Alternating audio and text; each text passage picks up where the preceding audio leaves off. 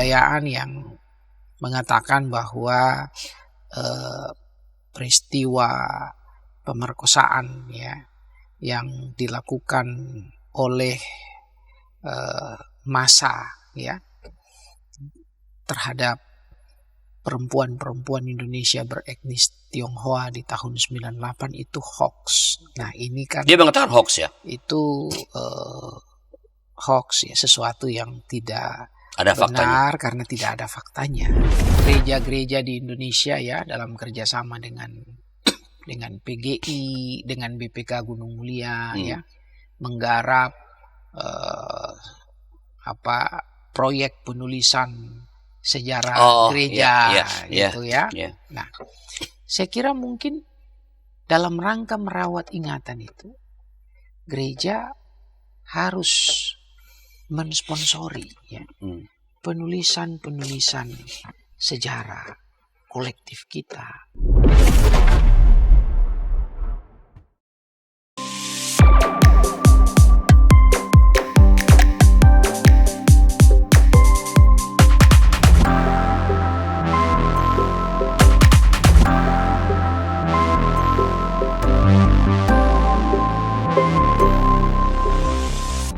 Sahabat DKB, kita kembali bertemu dalam acara Warteg RI Warung Teologi dan Refleksi Iman dengan saya Arlianus Larosa sebagai pelayan warung.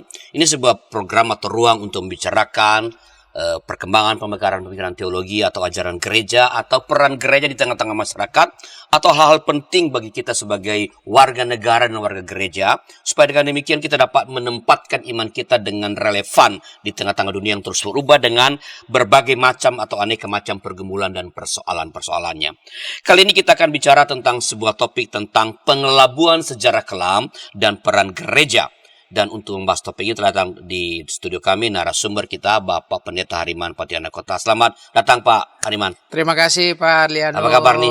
Puji Tuhan, sehat-sehat. Ini jaketnya dari daerah mana ini? Ini tenun dari Maluku bagian selatan. Maluku bagian selatan. Ya. Tanimbar. Tanimbar. Oke. Yeah. Ini kain ini ditenun oleh salah satu alumni dari Fakultas Kedokteran Maranatha yang sekarang menjadi wakil bupati di Tanimbar. Wow. Ketika beliau datang lalu dia bawa memberikan kain ini dan saya disulap menjadi jaket ini. Sayang saya tidak ada di sana, jadi nggak kebagian. Oke Pak Pendeta Hariman adalah ketua satu dari Majelis Sinode Gereja Kristen Pasundan yang berpusat di Bandung, Jawa Barat. Pak Pendeta, belakang ini media kita, entah media massa atau media sosial kita ramai dengan pernyataan Menteri Kebudayaan tentang peristiwa perkosaan massal di peristiwa Mei 98. Ya, ini ramai isunya. Apa sebenarnya yang sedang terjadi ini dengan bangsa kita ini? Yang udah adem-adem gitu. Ini kan bikin keributan di ruang publik ini. Tiba-tiba rame.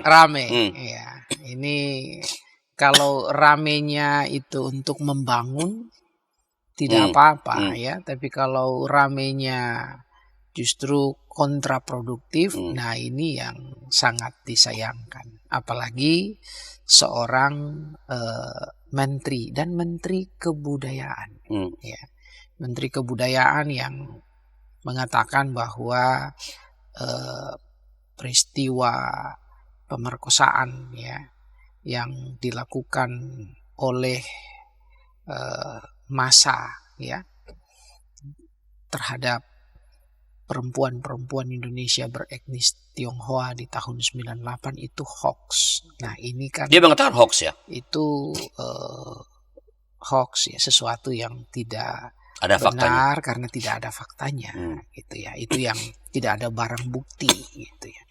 Nah, ini sebuah bentuk penyangkalan terhadap sejarah ya.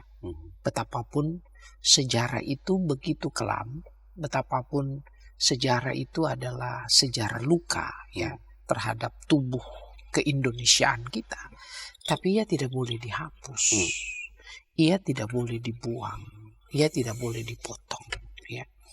Memoria passionis, ya, kalau dalam terminologi teologis, ya, ingatan penderitaan itu ya harus dirawat. Tujuannya bukan untuk sesuatu yang masokis, ya, bukan karena kita mencintai sesuatu yang penuh dengan penderitaan, bukan, tetapi justru itu untuk membebaskan kita dari penderitaan yang mungkin terjadi, mungkin terulang di kemudian hari. Nah, karena itu pernyataan bahwa tragedi 98, khususnya pemerkosaan terhadap perempuan-perempuan etnis Tionghoa itu tidak faktual atau hoax, yaitu sesuatu yang sangat-sangat melukai hati, ya, sangat-sangat melukai nurani kita, dan itu bentuk penyangkalan terhadap sejarah. Ya, belakangan kan Menteri Kebudayaan mengeluhkan koridor. Saya tidak menyangkal fakta itu. Itu ada, tapi pemakaian istilah massal itu yang saya persoalkan, kata Menteri Kebudayaan. Yang mengatakan juga saya lihat ketika berbicara di DPR, sampai ada anggota DPR RI, saya lupa ibu siapa itu, yang sambil menangis untuk menyatakan keberatannya terhadap itu, dan mengatakan satu saja sudah banyak. Apalagi ini lebih dari satu. Apa masalahnya dengan mengatakan itu adalah perkosaan massal? Dia memperbaiki. Jadi sebenarnya apa sih yang mau dicapai dengan pernyataan itu? Nah, inilah saya kira kalau seorang pejabat publik tidak hati-hati dalam berbicara, ini akan melukai hati banyak orang. Itu ya. 27 tahun lalu, ya, kurang lebih. Ya, 27 tahun yang lalu. Itu belum lama. Ya, belum lama. Lalu kemudian seorang menteri kebudayaan muncul dengan statement seperti itu, ya orang mempertanyakan motivasinya. Apakah dia hendak menghapus sejarah kelam itu untuk kepentingan politik dari orang-orang tertentu? Ya, karena ya orang-orang yang menjadi pejabat di hari ini, ya, ada yang terkait juga, ya, karena mereka pemimpin di masa itu yang bertanggung jawab dengan apa yang terjadi di kala itu, ya. Jadi orang jadi bertanya, ya, apakah tindakan yang dilakukan itu dengan menulis ulang sejarah kita, ya, tanpa memasukkan, ya, catatan-catatan kelam itu, motivasinya apa? Ya, itu kan jadi pertanyaan. Ya, apapun motivasinya, hal yang bisa kita garis bawahi adalah ini sebentuk ketidakjujuran terhadap sejarah. Ini pengelabuan. Ya, Soekarno dulu bilang jas merah, kan, ya, jangan sekali-kali melupakan sejarah. Ini bukan hanya melupakan, tapi ini mau menghilangkan, ya, ini mau menghilangkan sejarah. Apakah memang tendensinya ke sana, Pak Pendeta, menghilangkan sejarah atau memutarbalikan sejarah? Paling tidak isu yang kelam, menyedihkan, menyakitkan, melukai itu dihilangkan. Nah, itu yang harus dengan gentleman dikatakan saja oleh yang bersangkutan, ya. Ketika ini jadi rame di publik, ya banyak dia yang dengan gentle harus mengakui itu, karena saksi sejarah ini masih banyak, ya. Perih yang dialami oleh keluarga korban itu masih ada, ya, masih sangat-sangat terasa, gitu, ya. Saya dulu di GKP Tanah Tinggi, samping rumah saya itu, pastori saya itu, ada seorang bapak yang namanya Iwan, ya. Ya, dia bukan diperkosa, ya, tapi dia salah satu korban yang yang kemudian mengalami luka bakar dan seterusnya, itu masih ada, masih hidup, yang semua saling terkait dalam tragedi itu, gitu ya. Ada orang yang rumahnya, rukonya apa semua dibakar, lalu ada perempuan-perempuan yang kemudian diperkosa, dan itu terjadi bukan hanya di satu kota, kan? Itu terjadi di beberapa kota, ya, secara serentak, ya. Berarti kecurigaan kita ini ada skenario, ada sebuah desain. Siapa yang mendesain itu? Ya itu kan yang harusnya diluruskan oleh negara, itu jadi tugas negara, itu ya. Tugas negara untuk menjernihkan, ya, apa yang masih gelap di pandangan publik. Jadi bukan membuat semuanya jadi makin kabur, ya. Itu tindakan yang sama sekali tidak arif, tidak bijak. Nanti kita akan jadi keledai bodoh yang jatuh dalam lubang yang sama. Kalau tidak salah Pak Pendeta, Presiden Habibie dalam pidatonya di Senayan di DPR MPR itu mengakui peristiwa ini dan ya meminta maaf sebenarnya, dan menyampaikan penyesalan bahwa ini adalah sesuatu yang sangat mencoreng ya kehormatan kita sebagai bangsa. Nah, dengan pernyataan Pak Menteri Kebudayaan ini, apakah ia mau menyangkal pernyataan Presiden Habibie, dan kalau begitu berarti menyangkal juga anggota DPR MPR yang mengatakan ya terhadap menerima pidato itu pada waktu itu? Mungkin dia juga ada di sana waktu itu jadi anggota DPR, nggak tahu ya. Iya. Beliau ini kan ya disebut juga sebagai tokoh 98. Tapi banyak orang pertanyakan itu. Ya, beliau juga memang punya kedekatan ya dengan termasuklah dengan presiden kita sekarang, makanya beliau bisa menjadi menteri gitu ya. Dan beliau harusnya tahu betul ya bahwa hasil tim investigatif yang dulu dibentuk di masa Pak Habibie, ya, Romo Sandi dengan kan mencari fakta ya, dan kemudian mereka melaporkan itu, kan itu ada dokumennya, ya.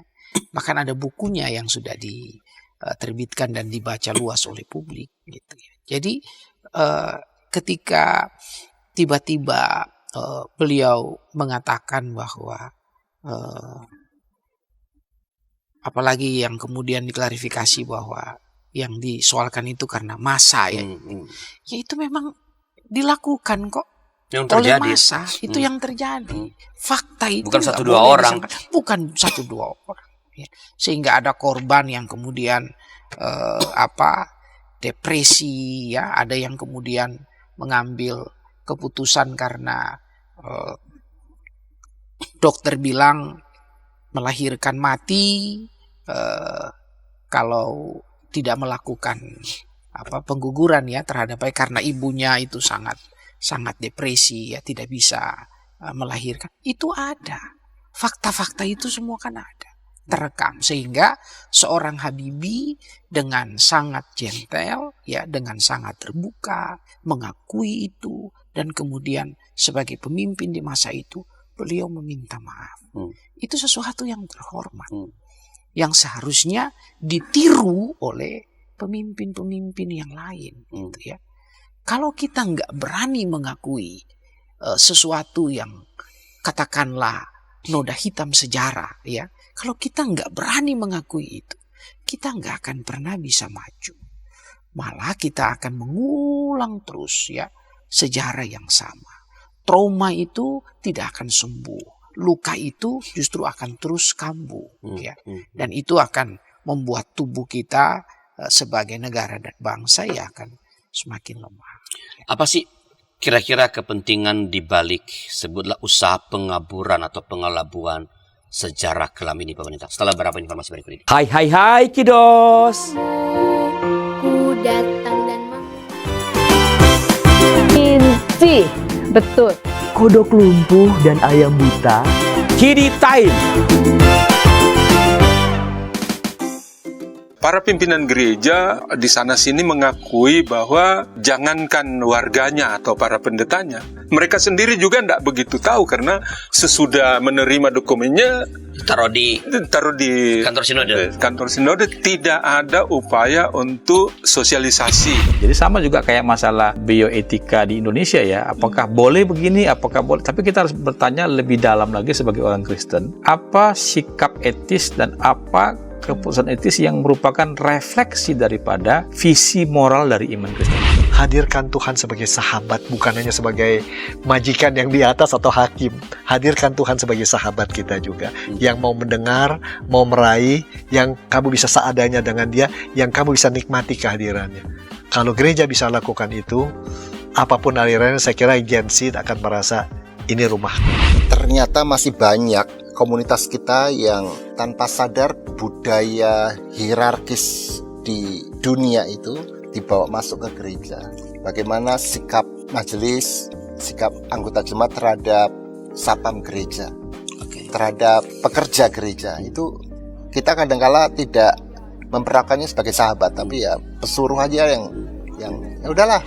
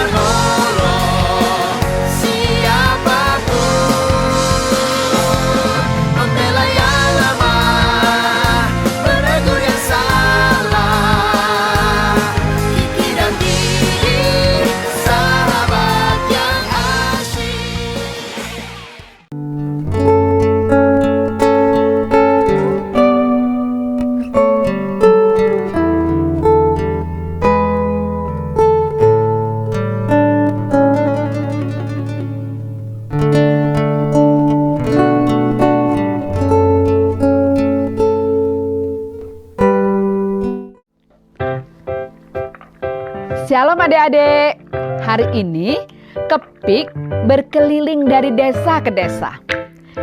Kepik pengen ke rumah Pak Tani. Coba, ada yang tahu nggak di rumah Pak Tani ada apa saja? Ayo coba tebak, apa coba?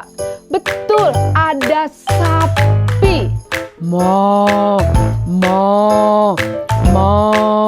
Mereka sekarang rukun dan jalan bersama-sama pulang ke rumah Pak Tani. Kak Evelyn, tapi sebelum tidur aku mau dengar dongeng dulu. Katanya tadi sudah ngantuk. Pokoknya aku mau dengar dongeng dulu, kakak. Jadi bangku nih. Kayak cerita ya, siap? Ayam buta hanya bisa mendengar suara orang berseru-seru sambil berlari. Lari, kebakaran. Sekarang kodok lumpuh itu bebas berada di atas punggung semua ayam. Kemanapun dia mau pergi, ayam-ayam siap membawanya.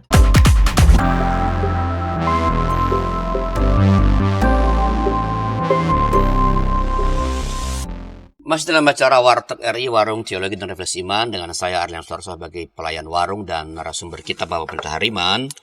Kita bicara tentang pengelabuan sejarah kelam dan peran gereja. Kita bicara tentang kasus 98 ya, perkosaan terhadap perempuan-perempuan etnis Tionghoa pada waktu itu. Pak Pendeta, apa sih kepentingan? Kan udah kita sebenarnya ini sudah berjalan dan tidak ada gejolak yang ditemukan oleh peristiwa itu. Sekarang udah orang udah mulai berterima, dan karena ada pengakuan juga dari negara oleh Presiden Habibie pada waktu itu. Lalu apa kepentingan politik di balik usaha sebelah pengelaburan secara ini, dan mengapa itu sekarang ini isu ini kenapa dimunculkan gitu loh? Ya, ini yang kalau motifnya memang yang lebih tahu Fadlison dan Tuhan ya. Tapi kita pantas menduga-duga saja ya. Kita bisa mengutarakan apa yang menjadi isi pikiran kita, bisa benar, bisa juga tidak gitu ya. Apakah beliau ini ingin membuat cerita Indonesia itu jadi cerita yang manis-manis saja gitu ya. Mungkin saja beliau punya pikiran yang seperti itu ya. Tapi mana ada ya di dunia ini kehidupan yang manis terus gitu ya. Cerita yang manis itu selalu diselingi dengan cerita yang pahit ya. Orang pacaran suami istri aja ada yang pertengkaran. Jadi itu utopis lah ya. Dan saya kira kapasitas seorang Fadlison ya harusnya tidak sampai sekerdil itu gitu ya. Nah, yang kedua, apakah ada niatan untuk membersihkan orang-orang tertentu ya dari catatan kelam itu ya, yang punya keterkaitan ya. Karena dengan sejarah itu dihapus ya jelas orang-orang yang terkait dengan itu juga terbebas ya dari pertanggungjawaban historis ya. Bahkan mungkin suatu ketika dapat diusulkan menjadi pahlawan gitu ya.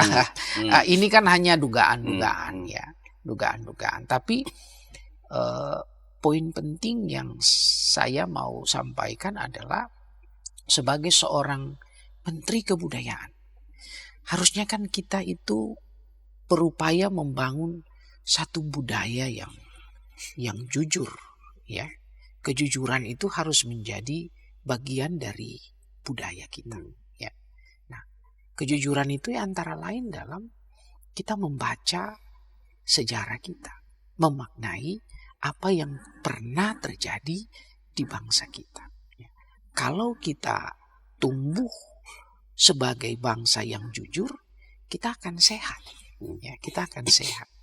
Kalau kita sehat ya, karena kejujuran kita akan memperbesar trust ya, kepercayaan ya.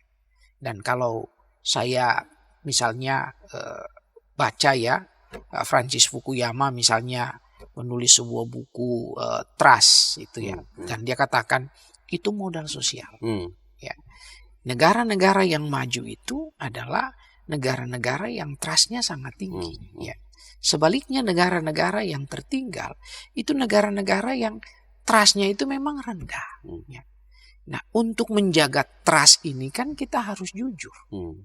Nah, kejujuran itu antara lain harus kita lakukan ya dalam pembacaan dan pemaknaan kita terhadap sejarah bersama kita. Nah, harusnya seorang Menteri Kebudayaan ya, dia justru berjuang, berupaya untuk membangun sejarah kebudayaan yang memang apa adanya, sehingga semua kita bisa belajar ya, dari sejarah itu. Nah, apakah menurut Pak Pendeta berarti pernyataan Menteri Kebudayaan ini memang mencederai trust atau bahkan menghilangkan atau setidaknya menurunkan kepercayaan publik terhadap pemerintahan Pak Prabowo? Dampaknya ke sana. Saya kan akhirnya, misalnya saya secara pribadi pada akhirnya berpikir kok menteri-menteri yang di sekeliling Pak Prabowo ini ya suka ngomong dulu baru mikir gitu ya. Menyampaikan sesuatu yang menimbulkan kehebohan di ruang publik gitu ya. Nah, ini kan pertaruhannya itu. Lah, ini baru 27 tahun yang lalu loh. Ini kok mau membuat sejarah tipu-tipu gitu ya. Ya, sejarah tipu-tipu cukuplah dulu di zaman Soeharto ya. Kita tahu tragedi 65 itu ya, Soeharto kemudian membangun cerita versinya beliau, ya, dan kita semua dicekokin dengan cerita beliau itu, ya.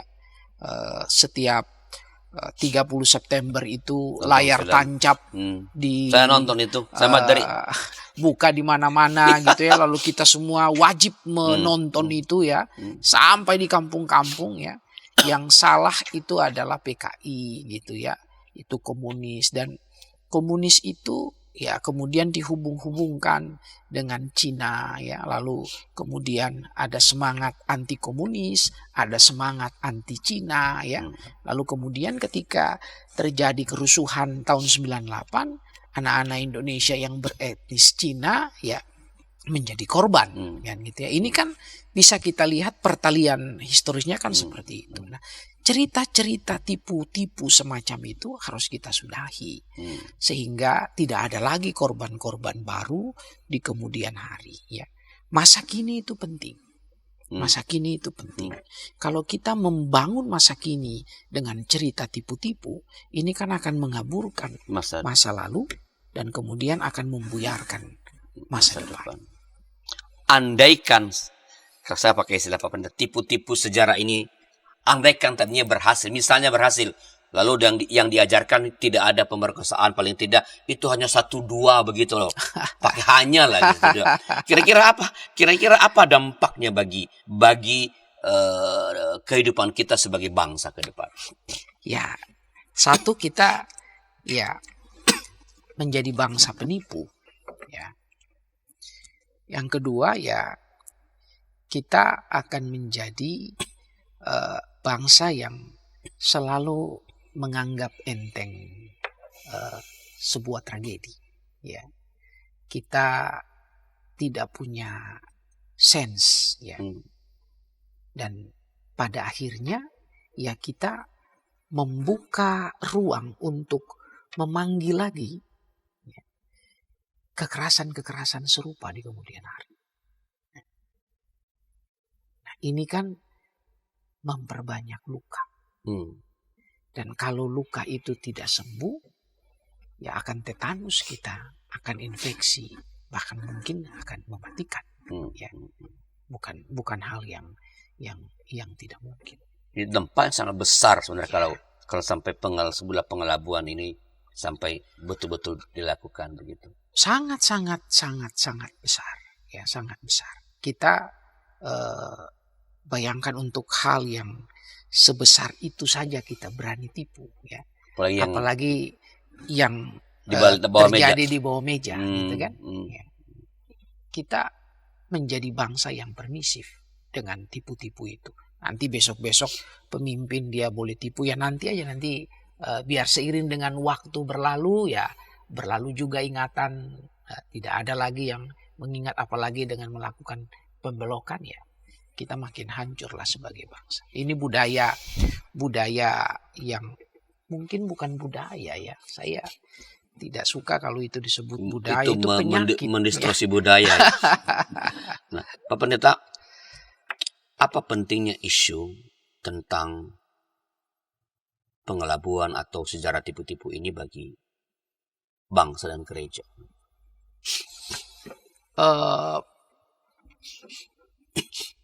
Di gereja kita itu diajar untuk jujur ya.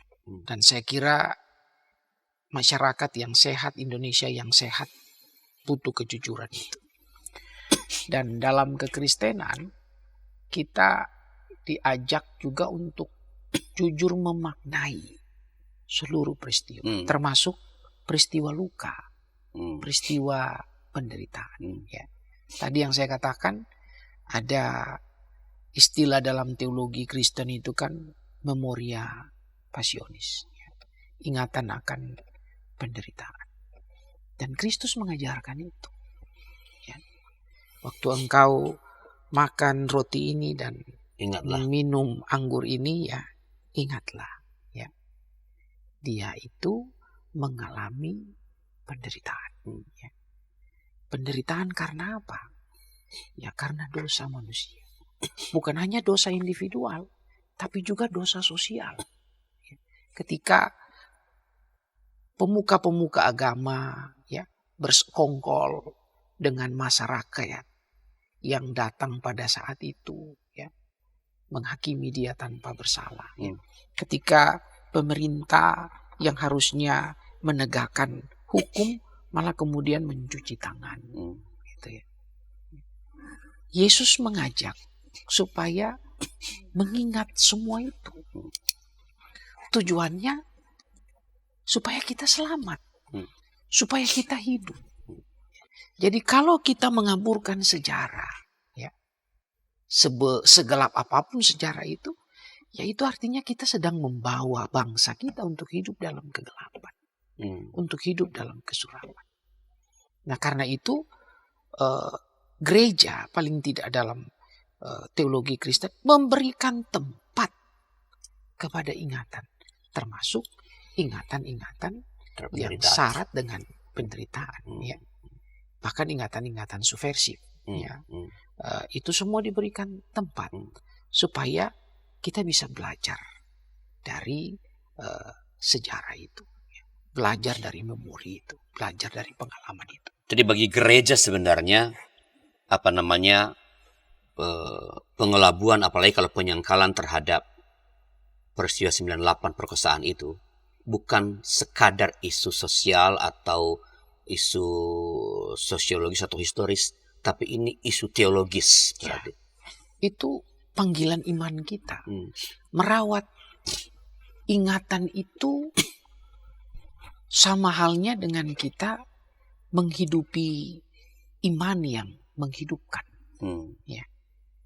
Menghidupi iman yang menghidupkan. Karena ketika kita mengingat kepada Dia yang tersalib, Dia yang menderita, kita dipanggil untuk menghentikan ya derita itu, ya. Tindakan-tindakan yang membuat orang lain menjadi terluka, menderita, kita dipanggil untuk menghentikannya dalam iman kita. Nah, sehingga kalau bagi saya ya, ketika kita ada dalam satu situasi di mana penguasa mau mengaburkan ingatan, kita dipanggil ya untuk menghidupkan ingatan yang jernih itu, yang sebenarnya terjadi ini, itu panggilan kita. Karena dengan merawat ingatan itu, sejatinya kita sedang dipanggil untuk merawat kehidupan. Ini pertanyaan terakhir saya Pak Pendeta.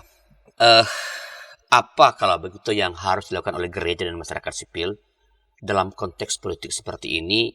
Ya ada upaya-upaya, sebutlah entah bersengaja atau tidak, apakah ada desain besar atau tidak ada, itu soal lain. Tapi apa yang perlu gereja lakukan, masyarakat sipil lakukan dalam kaitan dengan upaya sebuah pengaburan sejarah kelam seperti ini?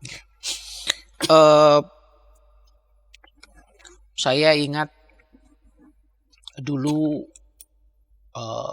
gereja-gereja di Indonesia ya, dalam kerjasama dengan PGI, dengan BPK Gunung Mulia ya, menggarap proyek penulisan sejarah gereja gitu ya. Nah, saya kira mungkin dalam rangka merawat ingatan itu, gereja harus mensponsori ya penulisan sejarah kolektif kita, sejarah lokal kita, ya, sejarah nasional kita. Ya. Berdasarkan apa? Berdasarkan memang cerita-cerita dan pengalaman yang hidup ya dalam setiap lokus. Ya. Proyek-proyek penulisan sejarah itu harus tetap dilakukan supaya ingatan kita terjaga. Dan itu bukan hanya merawat masa lalu, tapi dengan sejarah itu kita belajar ya untuk membuat pengalaman-pengalaman pahit di masa lalu tidak lagi terjadi di masa kini. Nah, yang kedua, sebenarnya belajar dari pengalaman-pengalaman masa lalu ya, dari sejarah sosial masyarakat dan negara bangsa kita. Gereja kita kan kemudian bisa membangun visi untuk masa depan Indonesia ya. Lalu kita kemudian bisa membuat peta jalan untuk membangun Indonesia yang sehat, Indonesia yang maju, ya, Indonesia yang katanya Indonesia emas gitu ya. Itu dapat kita lakukan dengan apa ya? Dengan bercermin dari sejarah yang jujur lakukan. Jadi saya kira itu yang harus juga menjadi tanggung jawab kolektif kita ya, atau tanggung jawab institusional kita sebagai gereja. Gereja harus aktif dalam menuliskan ya, setiap peristiwa, pengalaman, supaya ia menjadi sejarah yang selalu dibaca. Ya. Oke, benar. Terima kasih atas pencerahannya pada pertemuan kita kali ini. Dan itulah sahabat percakapan kami tentang pengelabuan secara kelam dan peran gereja. Ya, bahwa isu pengelabuan sejarah, sebuah contoh kita ini yang perkosaan masal di tahun 98 ini, bukan bagi gereja bukan sekadar isu sosial, bukan cuma isu psikologis ya, atau isu orang-orang tertentu yang mengalami, tapi inilah isu teologis. Karena dari dalamnya kita bisa belajar sesuatu untuk tidak lagi mengulangi sejarah yang kelam seperti ini. Dan karena itu gereja-gereja, orang-orang percaya perlu rajin mendokumentasikan, menuliskan sejarah, menuliskan sejarah supaya ya yang pengalaman kolektif kita ini jangan hilang begitu saja, ya, supaya menjadi pembelajaran yang baik pada masa depan. Baik, masih ada yang mau disampaikan kepada sahabat DKB? Untuk kita semua, suara profetik untuk melawan pembohongan harus tetap kita lakukan. Tapi selain suara profetik itu, kita juga harus punya upaya-upaya cerdas, menjadi bagian dari masa kritis untuk menulis terus sejarah kita, memaknai sejarah kita. Karena hanya dengan cara itu kita merawat ingatan akan Kristus yang menderita, tetapi dalam penderitaannya itu ia menyelamatkan kita. Ya, jadi teruslah mengangkat suara-suara orang-orang kecil yang berupaya untuk dibungkam oleh para pemenang. Baik, pemerintah terima kasih atas pencerahan dan sahabat, itulah percakapan kita. Bila ada masukan-masukan silakan dikirim ke kami lewat nomor 812-8188-991 dan sampai jumpa pada Warteg RI berikutnya, Warung Teologi dan Revolusi Iman. Tuhan memberkati.